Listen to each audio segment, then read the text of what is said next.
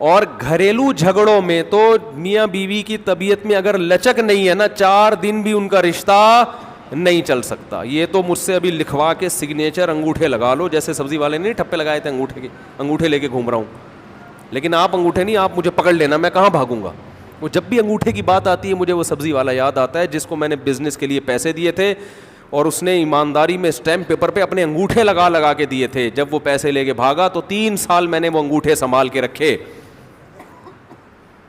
اب لوگ مجھے کہتے ہیں نا وہ فلاں آدمی کو میں اتنے کروڑ روپے دے رہا ہوں تو اتنا ایماندار ہے, میں تو اسٹیمپ پیپر پہ لکھوا رہا ہوں اور انگوٹھے بھی لگوا رہا ہوں. میں کہتا ہوں یہ انگوٹھوں کا تذکرہ میرے سامنے مت کیا کرو, انگوٹھوں سے کچھ بھی نہیں ہوتا. بندہ اگر 2 نمبر ہے, اسٹیمپ پیپر بکری کو کھلا دینا, کسی کام کا نہیں ہے یہ اسٹیمپ پیپر, عدالت سے بھی نہیں نکلوا سکتے. سمجھتے ہو, لکھوایا کرو ضرور لیکن اس سے ہوگا کچھ بھی نہیں. عدالت انگوٹھا دیکھ کے بولے گی بس ٹھیک ہے انگوٹھا, اب انگوٹھے کو پکڑ کے جیل میں ڈال دو, بس انگوٹھے کو دیے تم نے پیسے. بندہ تو پکڑائی میں آئے گا ہی نہیں, آ بھی گیا تو کچھ بھی نہیں کر سکتے. عدالت کہے گی دیے کیوں تھے. تو پیسہ دینے سے پہلے 100 دفعہ سوچا کریں. خیر, تو کیا بات چل رہی تھی؟ ابے انگوٹھے کی بات کہاں سے آئی؟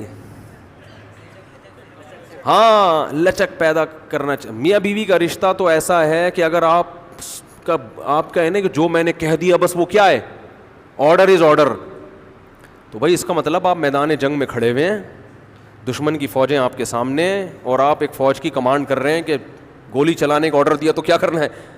یہ گھر ہے, یہ میدان جنگ بولو نہیں ہے. یہاں آپ کا اسٹائل یہ ہونا چاہیے, آپ نے بیوی کو آرڈر دیا, گراؤنڈ ریئلٹی یہ کہہ رہی ہے کہ بھائی میرا روب اس پر بیٹھا ہوا ہے اور وہ پکوڑے بنا کے خود ہی کھا رہی ہے, آپ کو ایک لقمہ بھی نہیں کھانے دے رہی. آپ غصے میں آئے, آپ نے کہا بیگم مزید پکوڑا اگر کھایا نا تو گراؤنڈ ریئلٹی کہہ رہی ہے کہ اس دھمکی سے یہ پکوڑے کھانا چھوڑ دے گی نا. لیکن آگے اس کا ایٹیٹیوڈ آپ نے دیکھا, اس نے کہا تو کیا کر لے گا, فوراً وہ کرچھلی اٹھائی, تو کیا کر لے گا, فوراً لچک پیدا کرو. بولو تو صبر کروں گا اور کیا کروں گا. یہ کامیاب, یہ گھر کیا کیسے چلے گا, یہ رشتہ جوڑا رہے گا. اگر آپ نے اس کے ایٹیٹیوڈ دیکھ کے, اس کی پیشانی پہ سلوٹیں دیکھ کے اپنی دھمکی کو واپس نہیں لیا تو یہ گھر کیا ہوگا, پکوڑے تو کھا لو گے آپ لیکن آپ کے بچوں کی ماں مارکیٹ سے شارٹ ہو جائے گی. تو اس میں گھر کے اندر کا اصول لچک. کامیاب آدمی وہ, ہاں ناقابل برداشت کوئی معاملہ ہو جائے تو ایک الگ بات ہے. تو اللہ نے کیا حکم دیا کہ اگر ڈیورس ہو گئی ہے پھر دوبارہ ملنا چاہتے ہیں تو کباب میں ہڈی بولو مت بنو, ملنے دو ان کو, کوئی مسئلہ نہیں ہے.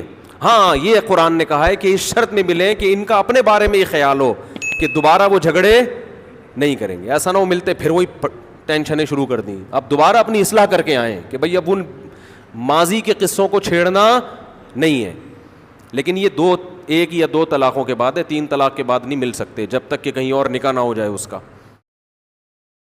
الہی تیری خاطر ہو, الہی تیری خاطر ہو.